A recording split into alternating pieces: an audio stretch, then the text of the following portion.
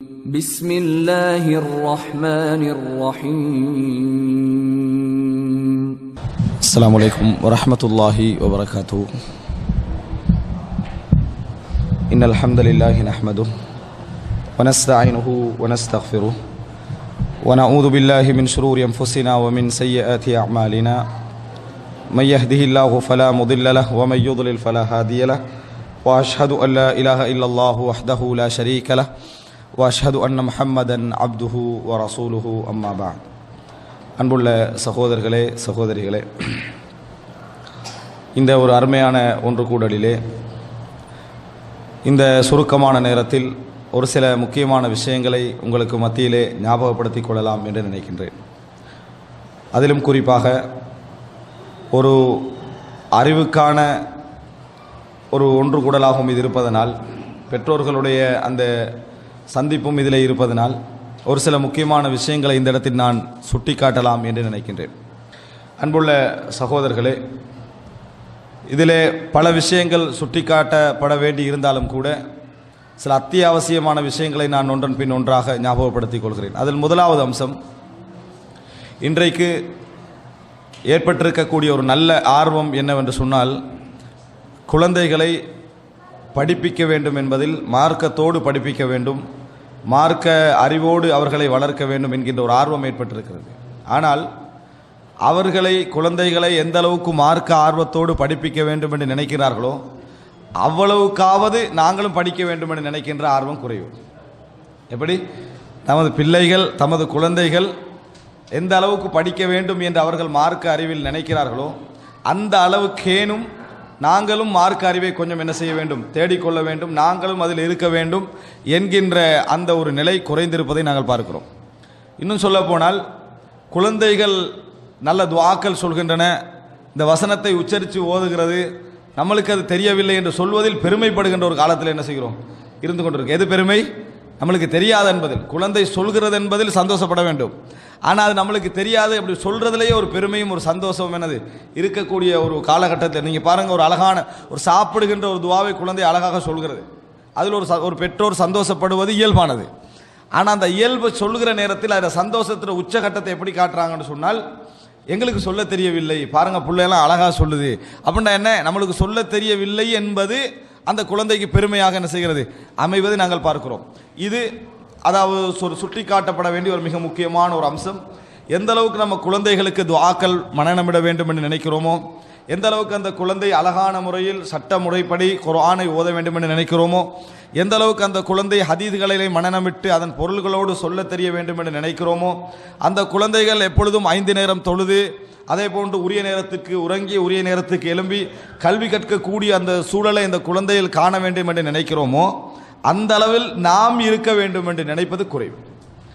இப்படி குறைவதனால் என்ன பாதிப்பு என்பதை நம்ம கொஞ்சம் மனதில் வைத்துக் கொள்ள வேண்டும். அப்படி குறைவதனால் என்ன பாதிப்பு என்று நீங்கள் எடுத்துக்கொண்டீர்கள் என்று சொன்னால், எங்களது உள்ளத்தில், எங்கள் சிந்தனையில் இருக்கக்கூடிய அந்த அளவு இருக்கிறது, குழந்தை இப்படி வர வேண்டும், அவன் ஒரு பொறியியலாளராகவும் ஒரு மார்க்க அறிவுள்ளவனாகவும், ஒரு வைத்தியராகவும் ஒரு மார்க்க அறிவுள்ளவனாகவும், ஒரு அக்கவுண்டனாகவும் மார்க்க அறிவுள்ளவனாகவும் இப்படி நம்ம எதிர்பார்க்கிறோமே. இந்த நமது ஆர்வம் குறைந்து குழந்தைகளுடைய ஆர்வம் அதிகமாக இருந்து இந்த எதிர்பார்ப்போடு நடந்தது என்று வையுங்கள், நிச்சயமாக நீங்கள் எதிர்பார்ப்பதை குழந்தைகளுக்கு முழுமையாக கொண்டு போய் சேர்க்க முடியாது. இது இஸ்லாம் சொல்லக்கூடிய ஒரு அடிப்படையான ஒரு விஷயம். எப்படி ஒரு அடிப்படையான விஷயம் அப்படின்னு சொன்னால், இஸ்லாம் எங்களுக்கு சொல்லித்தரக்கூடிய முக்கியமான ஒரு அம்சமாக நீங்கள் எதை புரிந்து கொள்ளலாம் என்றால், குழந்தைகளுடைய அனைத்து செயல்பாடுகளும் தனக்கு முன்னால் உள்ளவரை பார்த்து தன்னை வளர்த்து கொள்வதுதான். அதான் குழந்தையுடைய அனைத்து செயல்பாடுகளும். நம்ம என்னதான் சொல்லிட்டாலும், நீங்கள் நிறைய சொல்லுவீங்க, நிறைய வீடுகளில் பார்க்கலாம், நான் உன்னை எத்தனை முறை இந்த டைமில் தொலை சொல்லிக்கிறேன், எத்தனை முறை இந்த டைமில் ஓத சொல்லிக்கிறேன், எத்தனை முறை உனக்கு இந்த டைமில் மனநமிட சொல்லிக்கிறேன், அப்படியெல்லாம் சொல்லியிருப்போம். ஆனால் அவன் மனநமிட்டிருக்க மாட்டான், தொழுதிருக்க மாட்டான், ஓதி இருக்க மாட்டான். என்ன காரணம்? என்ன, இவர் செய்கிறதில்லை. இப்போ எத்தனை முறை நீங்கள் சொன்னாலும் நீங்கள் அத்தனை முறை செய்யாது விட்டால் எந்த மாற்றம் வரப்போவது கிடையாது. நீங்கள் வீட்டில் அவதானித்திருக்கலாம், நீங்கள் எந்த அளவுக்கு முசல்லாவை போட்டு அந்த இடத்துல தொழுதுட்டு இருக்கிறீங்களோ அதே மாதிரி அவனும் போடுவான். நீங்கள் எப்போல்லாம் ரிமோட்டை எடுத்து பழக்கிறீங்களோ அப்போல்லாம் ரிமோட் எடுத்துருப்பான். எப்போல்லாம் நீங்கள் டேப்பையோ ஐபேடையோ கையில் எடுக்கிறீங்களோ அப்போல்லாம் அதை வச்சுக்கிட்டு இருப்பான். நீங்கள் செய்வதை போன்று அவன் ரிஃப்ளெக்ட் பண்ணுவதான் அவனுடைய இயல்பு. இதெல்லாம் விட்டு விட்டு நான் எத்தனை முறை சொல்லியிருக்கிறேன், எத்தனை முறை செய்திருக்கிறேன் என்பதல்ல. இதில் இன்னொரு விஷயம், சிலர் பெருமையாக என்ன சொல்லிக்கிறாங்கன்னு சொன்னால், அதாவது எனது பிள்ளைக்கு கம்ப்யூட்டரை எடுத்தா, ஃபோனை எடுத்தா அத்துப்படியாக எல்லாமே தெரியும், எல்லாம் டவுன்லோட் பண்ணி இன்ஸ்டால் பண்ணி அழிச்சிடுறான். இது ஒரு திறமையே இல்லை. முதலாவது இதை புரிந்து கொள்ள வேண்டும், இது ஒரு திறமை இல்லை. எந்த வீட்டில் வளர்றானோ அந்த வீட்டில் இருப்பது அந்த புள்ள பழகிடும், இவ்வளவுதான். அதில் ஒரு ஸ்பெஷாலிட்டி ஒன்றுமே இல்லை. நீங்கள் எந்த வீட்டில், அதாவது எதற்குரிய வேண்ட வீட்டில் நீங்கள் இருக்கிறீங்க, அந்த குழந்தை இருக்குதோ அந்த வீட்டில் உள்ளது அந்த குழந்தை பழகிடும், அவ்வளவுதான். நீங்கள் பார்க்கலாம், எந்த வீட்டில் நூல்கள் அதிகமாகவே இருக்கிறவோ அந்த வீட்டில் பிள்ளை நூல்களை கிழிக்க மாட்டான். ஆனால் புக்ஸே இல்லாத ஒருவர் அந்த வீட்டுக்கு போனால் புக் கிழிக்கிற வேலை தான் முதல்ல செய்வீங்க, அப்போ தான் ஃபஸ்ட்டாக காண்றாமே. சரியா? பழகினால் அது ஒரு ஆச்சரியம். என்னோட பிள்ளை எந்த புக்கையும் கிழிப்பதில்லை என்பது ஒரு பெருமை அல்ல. ஏன்? அந்த வீட்டில் தான் அவன் பழகிக்கிறான். இதெல்லாம் அது வச்சுக்கலனும் என்ற அறிவோடு அவன் என்ன செய்திருக்கிறான், வளர்ந்திருக்கிறான். எனவே திறமை என்பது அதல்ல, நீங்கள் அதை பழக்கி கொடுக்குறீங்கன்னு அர்த்தம். அப்போ முதல் விஷயம், என்றைக்கு நம்ம குழந்தைக்கு கொடுக்க வேண்டிய அதே ஆர்வம் நம்மளுக்கும் கொடுக்க வேண்டும்னு நம்ம நினைக்கிறோமோ அப்பொழுதுதான் குழந்தையில சிறந்த ஒரு மாற்றத்தை என்ன செய்யலாம், உருவாக்கலாம். ஒரு மிகப்பெரிய அறிஞர்கள் ஒருவர் தன் ஆசிரியர்கிட்ட கொண்டு போய் குழந்தையை ஒப்படைக்கிறார். ஒப்படைச்சிட்டு சொல்றாரு, இந்த குழந்தைக்கு கற்பிப்பது, மார்க்கம் சொல்லிக் கொடுப்பதில் பிரதானமாக எது இருக்கட்டும் தெரியுமா? குழந்தைக்கு மார்க்கம் சொல்லிக் கொடுக்கறதுல கற்பிப்பதில் பிரதானமாக எது இருக்க வேண்டும் என்றால், உன்னை நீ திருத்துவது அமைய வேண்டும். எது அமைய வேண்டும்? உங்களை நீ திருத்திக் கொள்வது, நீங்களே திருத்திக் கொள்வது அமைய வேண்டும். ஏன் தெரியுமா? அவனது பார்வையில் நல்லது என்பது நீ செய்வது தான், கெட்டது என்பது நீ விடுவது தான்.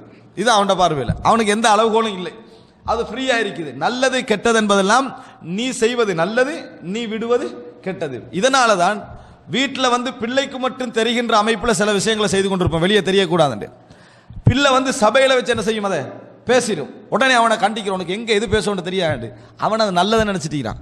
எது உங்களுக்கு என்ன எது பேசுறேன்னு தெரியாது, நீ கண்டிக்கிறீங்க பாருங்க, அதல்ல. நீங்க செஞ்சா அது நல்லதுன்னு அவன் நினைக்கிறான், அதை பகிரங்கமாக சொல்றான். நீங்க விட்டா அதை கெட்டதுன்னு நினைக்கிறான், அதை சொல்லல, அவ்வளவுதான். ஆனா நீங்க அந்த டைம்ல சொன்ன உடனே அந்த பிள்ளையோட சிந்தனையில் ஒரு பாதிப்பு என்ன செய்யுது, அதாவது என் தந்தை செய்கிற எல்லாமே நல்லது அல்ல அப்படின்றத முதல்ல என்ன செய்றீங்க, ஏற்படுத்தக்கூடிய அந்த வழிகோலுவதை நாங்கள் புரிந்து கொள்ள வேண்டும். எனவே அன்புள்ள சகோதரர்களை, நீங்கள் பார்க்கலாம், நாங்கள் பெரும் பெரும் நபித்தோழர்களோட வரலாற்றை எல்லாம் படிக்கிறோம். படிக்கிற அந்த நபித்தோழர்களுடைய வரலாற்றில் அவர்கள் குழந்தை வளர்ப்பதற்கான பெரிய ஒரு பகுதியை ஒதுக்கினதாக எந்த சரித்திரமும் இல்லை. அப்படி செய்தார்கள், இப்படி செய்தார்கள், சின்ன வயதிலே கவனத்தோடு இருந்தார்கள், அதுக்கு பல்லாயிரக்கணக்காக செலவழித்தார்கள், பின்னாலேயே ஓடினார்கள், வேலை வெட்டி விட்டுட்டு அதைத்தான் பார்த்து கண்டிருந்தார்கள் என்ற எந்த செய்தியும் இல்லை. ஏன்? அவங்க நல்லா இருந்தாங்க. ஏன் தெரியுமா காரணம்? அவர்கள் நன்றாக இருந்தார்கள், நல்ல மக்களாக இருந்தாங்க, 5 நேரம் தொழுதார்கள், போனார்கள், வந்தார்கள், அவங்களோட எண்ணங்கள் நல்லா இருந்தது, நேர்மை இருந்தது, குழந்தை அப்படி வளருது. இப்போ ஏன் பாப்பா மிச்சம் ட்ரை பண்ணுறாருன்னு சொன்னால், என்னையை போல என் புள்ள வந்துடக்கூடாதுன்றதுதான். இப்போ நிறைய பேருடைய என்ன பேச்சுன்னு சொன்னால், என்னை போல என் பிள்ளை வந்து விடக்கூடாது, அதுக்காக வேண்டி தான் நான் என்ன செய்யறேன், ட்ரை பண்ணுறேன். எவ்வளோ நல்ல மக்களாக இருந்தாலும் என்னை போல என் குழந்தை ஆக்குன்னு துவா கேட்பது கிடையாது. என்ன காரணம்னு, அவரை போல ஆக்கக்கூடாதுன்ற இடத்துல அவர் என்ன செய்கிறாரு, இருக்கிறார். அப்போ இப்படி இருந்தது என்று சொன்னால், நீங்கள் எவ்வளவு கவனம் கொடுத்தாலும், இது உண்மையான ஒரு விஷயம், நம்ம எவ்வளவு கவனம் கொடுத்தாலும், எவ்வளோ தர்பியா அது இது என்ன செய்து விட்டால் அந்த குழந்தைக்கு நாங்களாக மாற்றிக்கொள்ளாத வரைக்கும் குழந்தையில் அந்த அசர் விளங்கவே விளங்காது. குழந்தையில அந்த அசர் விளங்காது. விளங்காதற்கான காரணம் இதுதான். ஏன்னா நீங்க அதனுடைய பெருமதி அந்த குழந்தைக்கு உணர்த்தல. பெருமதியை அந்த மகரிபாயினா குர்ஆன் எடுக்கணும் ஒரு வசனம் சொல்றோம், நீ மகரிபாயினா அவனோட கண் முன்னால வாழ்க்கையிலே குர்ஆன் எடுத்ததே இல்லை. அப்ப நான் எப்படி கேட்கிறேன், அந்த குழந்தைக்கு உன் தந்தையும் உங்களோட தந்தையும் தாயும் சொல்லி தந்திப்பாங்களே மகரிபாயினா குர்ஆன் எடுக்கணும், அவங்கள எடுத்திருப்பாங்களே, அந்த பதிவை நீங்க அவனுக்கு கூட்டி வேலை இல்லையே. அவங்க எடுத்தாங்க, சொன்னாங்க, நீ எடுக்காம சொல்ற. அவனுக்கு எப்படி தெரியும் மகரிபாயினா குர்ஆன் எடுக்கணும்? நான் இப்பதான் உலகத்துக்கு புதுசாவே வந்திக்கிறான், அவனுக்கு மகரிபாயினா குர்ஆன் எடுக்கணும் தெரியாது. நம்ம எடுத்தோம்னா தான் என்ன செய்யணும், அந்த குழந்தைக்கு மகரிபாயினா குர்ஆன் எடுத்து ஓதணும் போலைக்குது அப்படின்னு தெரிய வரும். காலையில் குர்ஆன் ஓதணும்ன்றது நம்ம செய்யறதை வச்சு தான் குழந்தைக்கு என்ன செய்ய வேண்டி வரும், தெரிய வேண்டி வரும். எனவே அன்புள்ள சகோதரர்களே, முதல் அம்சம், நம்ம குழந்தையில எடுக்க வேண்டிய கவனம் இருக்குதே, எங்கள்ல ஏன் எடுக்கணும்னு சொல்றோம் தெரியுமா? இந்த காரணத்தை நினைக்கவான, நாங்களும் திருந்தணும், நாமளும் சொர்க்கம் போகணும், அது அடிப்படையான லட்சியம். குழந்தையை திருத்துவதற்காக முதலாவது நம்ம மாறணும். இதுதான் முதல் அம்சம். இதுதான் உங்களோட குழந்தையில ஒரு 70-80% செல்வாக்கு செலுத்தும். இதுல என்ன ஆச்சரியம் என்று சொன்னால், இப்போ இமாம் புகாரி, இமாம் முஸ்லிம், இமாம் திருமிதி, நசை, இப்னு மாஜான் பெரும் பெரும் அறிஞர்களை எல்லாம் நம்ம பேசுறோம். இந்த அறிஞர்கள் அரபுகள் அல்ல, இவங்களெல்லாம் அரபிகள் அல்ல. அப்ப எப்படி அரபு படிச்சாங்க என்றது வரலாற்றில் சொல்லப்படவும் இல்லை. இவர்களெல்லாம் எப்படி அரபு படிச்சாங்கன்னு சொல்லப்படவும் இல்லை. காரணம், அந்த இடங்களை பிடித்த நபித்தோழர்கள், பெரும் பெரும் இஸ்லாமிய அறிஞர்கள் எல்லாம் நல்ல பண்பாடுடையவர்களாகவும் நல்ல தர்பியாவுடையவர்களாகவும் நல்ல அறிவுடையவர்களாக இருந்ததுனால இயல்பிலே அவங்களுக்கு என்ன செஞ்சிட்டது, வளர்ந்து விட்டது. எப்படி வளருது? அவர்கள் இயல்புலை அதை நடைமுறைப்படுத்தியதுனால வீட்டில் உள்ள அந்த சப்ஜெக்ட் என்ன செஞ்சு தானா வளர்ந்துட்டு. திருத்தலிலேயே மிக முக்கியமான ஒரு பகுதி சொல்றவன் திருந்திக்கிறது. சொல்றவன் அந்த பகுதியை வாழ்க்கையில நடைமுறைப்படுத்தி கொண்டிருப்பது மிகப்பெரிய மாற்றங்களை என்ன செய்யும், ஏற்படுத்தும். இதை மட்டும் ஒரு குழந்தை மட்டும் அந்த வீட்டில் நீங்க இன்னொன்று புரிஞ்சுக்கங்க, குழந்தை எங்களை விட்டு பிரிந்து போகின்ற ஒரு காலம் இருக்குது. நம்ம விரும்பியோ விரும்பாமலோ இப்ப எது சொன்னாலும் அவன் கேட்பான். ஆனா ஒரு கட்டம் இருக்குது, அவன் எங்களை விட்டு போகின்ற காலம். அந்த டைம்ல நம்ம என்ன சொல்லிட்டோம்னா, முந்தி நல்லா இருந்தான் இப்ப சொன்னா கேட்கறான் இல்லை என்று, அதாவது ரிஃப்ளெக்ட் ஆகிற டைம் அது. அது என்ன, நீங்க போட்டதெல்லாம் ரிஃப்ளெக்ட் ஆகிற டைம். அந்த டைம்ல சொல்லிக்கிட்டு நம்ம சொன்னா என்ன செய்யறான் இல்லை கேட்கறான் இல்லை என்று அப்படித்தான் இருக்கும். நம்ம என்ன நினைக்கணும் என்றால், நாங்க இந்த எங்களோட ஒரு 15 வருடம் இருக்கிறாங்களா, எங்களோட ஒரு 14 அதாவது எங்களோட ஒரு 15 வருடம் ஒரு 16 வருடம் இப்படி எங்களோட இருக்கிறாங்களா, இந்த காலப்பகுதியில் நம்ம ஹாஸ்டல்ல வச்சுட்டிக்கிற மாதிரி அந்த குழந்தைய. இதெல்லாம் வெறும் கற்பனையில் பேசுவ விஷயங்கள் கிடையாது, ரசனைக்காக பேசுகிற விஷயம். இதுதான் உண்மையான தர்பியா. ரசூல் ஸல்லல்லாஹு அலைஹி வஸல்லம் காலம் தொடக்கம், இஸ்லாமிய அறிஞர்களோட தொடக்கம், தர்பியாவுக்கு பின்னால் உள்ள அந்த ரகசியத்தை நீங்கள் எடுத்துக்கிட்டீங்கன்னா இதுதான். அதாவது எங்கள்கிட்ட அந்த குழந்தை படிக்குதுன்னு வைங்க, 15 வருடம் இருக்க போகுது, அல்லது எங்களோட கட்டுப்பாட்டுக்குள்ள ஒரு 16 வருடம் இருக்க போகுதுன்னு வைங்க, இந்த 16 வருடமும் ஒரு ஹாஸ்டலில் அவன் தங்கி இருக்கிற மாதிரி. அதுதான் அது உண்மை. அவன் பார்க்குறான், எப்படி இருக்கிறான்னு அப்படி பார்த்து பார்த்து படிக்கிறான். அதுக்கப்புறம் அவனை வெளியாக்குறீங்க. நீங்கள் வெளியாக்குற நேரத்தில் இந்த ஹாஸ்டலில் என்ன படித்தானோ, என்ன செஞ்சானோ, எதை பார்த்தானோ அதுதான் வெளியாகும். அதான் என்ன செய்யும், வெளியாகும். ஆசிரியர்மார்கள் சொல்ற மாதிரி அவங்களும் அதே மாதிரி நடந்தா தானே குழந்தை வளரும் என்று சொல்ற உள்ள பெற்றோர்கள் தாங்க அப்படி நடக்கணும் என்ன செய்வதில்லை, ட்ரை பண்ணுவது கிடையாது. எனவே நீங்க பிரதானமாக இதை சிந்தித்து பாருங்கள். நம்ம வீடுகளில் எங்களது செயல்பாடுகள் எப்படி இருக்குதோ அது அந்த குழந்தை படிக்கிறது, அந்த குழந்தை அதன் மூலம் உருவாகிறது. இன்னொரு 5-10 வருடங்கள் அந்த குழந்தை வெளியாக போகிறது. 15 வயசாக்கள் நினைங்க, ஓலவல் படிக்குதா, நீங்க என்ன நினைச்சிக்கங்க, இப்போ அந்த குழந்தை இறுதி வருடத்தில் இருக்கிறது, ஹாஸ்டல்ல கடைசி வருஷத்தில் இருக்குதுன்னு அர்த்தம். அது முடிச்சுட்டா இறுதி வருஷத்தில் வெளியாகுதுன்னு அர்த்தம். அவ்வளவுதான், வேற எதுவுமே இல்லை.